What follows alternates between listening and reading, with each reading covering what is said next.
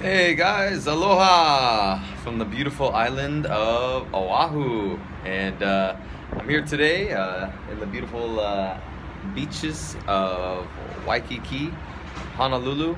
And I just wanted to stop by and reflect upon you some of the things that I've encountered here while taking some time off. And one of the things about time off is that at some point it comes to an end. But you gotta really enjoy it while you have it. And sometimes, we don't even develop as people. I'm not saying, I'm not lecturing by any means, but I'm just kind of reflecting on my own insights, is that, we as people forget to stop and smell the roses. And that's just a fact. That's just how we are, because we have been so conditioned to be in the mindset of being rushed, being go, being at work, being doing, that we have a hard time really creating a capacity for this right here, this aloha spirit right here that is just so beautiful to take in. And really, to tell you the truth, I've been on a 6-day vacation, and the first 4 days were just a process of letting go. Like, I really haven't sunk into vacation mode. I'm just starting to do that on the 5th day, and now I'm going to be going home soon. So it's very, as a business owner, father, a life creator, as all the different roles that I play, we can get bound up and wound up in our day-to-day thoughts and activities in our head, and until we get back into our bodies, we're not really being as grounded and centered and sane as we could be. And so just going through that process the last few days has really let me reflect on the importance of grounding myself more often. A vacation is a state of mind, and I see some people that are happy, other people that are on vacation, they're miserable. It's like, you could be in the happiest place on earth. You could be at Disneyland and you could be miserable. You could be at, paradise, like you see here, and totally miserable. So your happiness comes from one place only, which is within you.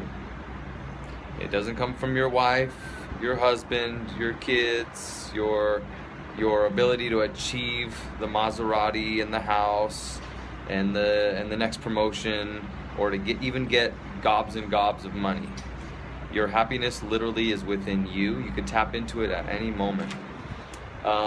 And at Way of Life Bootcamp, what I'd like to do is introduce to everyone the single biggest activity that you can do that will help you lose more weight, will help you tone up, get in shape, and it doesn't involve eating, and it doesn't involve exercising, okay? And it's proven the world over in scientific studies, and it's been featured on CNN, it's been featured in Men's Health magazine, Shape magazine, and it's the one activity that sets the person apart from the successful to the person that is more likely to quit or the more likely to fail.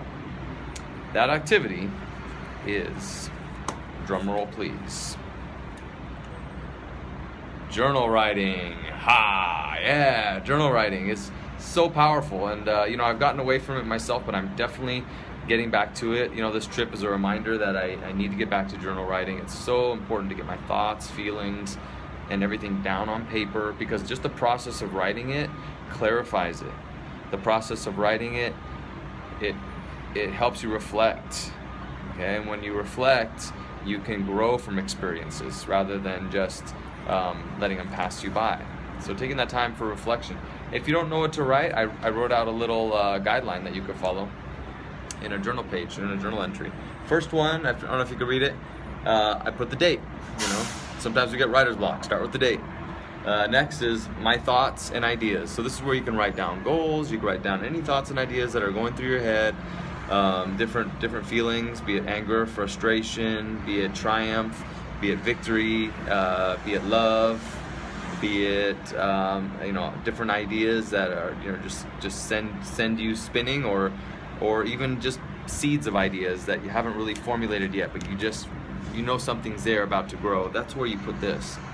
And I always write with the thought in the back of my mind that my kids will one day pick these up and read them, you know, when they're like 40 or 50 years old, and they'll read it after I'm long gone. I always write it with that thought in the back of my head. It helps me write with a higher standard, I think. Then I go into my reflections. Okay, that's the next topic. So, you know, I heard it said once that a life not reflected on is a life not worth living. I forget who said that quote, but reflect on the day before. Reflect on the you know, if you're in the fitness mindset, reflect on some of the foods you had. How did it make you feel before, during, and after you ate the foods? You know, reflect on the different patterns that you've been holding on to. Reflect on the different people that you've been hanging around. Some that you might want to hang around more, some that you might want to hang around less, because they affect you in different ways. So my reflections on ideas, thoughts, patterns, behaviors. Okay, and then I am grateful for. That's the next one. I am grateful for. What are you grateful for? Okay, and this is a really powerful exercise in journal entries, because when you tap into gratitude, it is by far the most powerful emotion next to love, and I think it's equivalent to love, actually. The gratefulness that you can hold inside yourself. Just right now, just being grateful for being here talking to you through this video. You know, being grateful that I'm on this beautiful island, and even if I wasn't, I'd be grateful that I could just take a breath. You know what I mean? And take a sip of water, have shelter over my head, even if it, you know. And I've lived in, believe me, I've lived in dumps with cockroaches on floors. I've lived in, you know, the worst conditions you can imagine. I've lived in a little shack where rats were running through the walls, and you would feel the rats, you know, climb over you at night. I've lived in those types of conditions, and so, you know, when you're grateful, you know, even for the little things. I mean, it just, and you go through like the bad situations, you're so much more grateful. That's for sure. So I'm just so grateful right now. But list the things that you're grateful for. You'll attract more of those things into your life because you're putting that into the universe.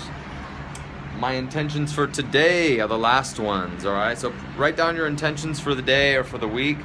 This will help you gain a focus, okay? Gain clarity. Where do you want to go? Where do you intend to create for your life? How much money do you want to make?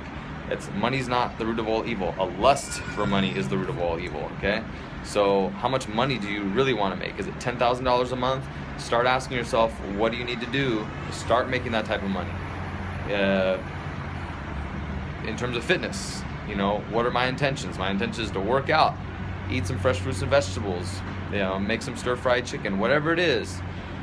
Your intentions are so important because you're setting that focus, you're setting the intention, and you're putting it out there that you are going to do it, okay, and make it happen. So thank you so much for watching this video. I hope it was helpful. Once again, go out to the dollar store today, pick yourself up a journal, keep with you that aloha spirit. My name is Forrest, way of life. Peace. Aloha.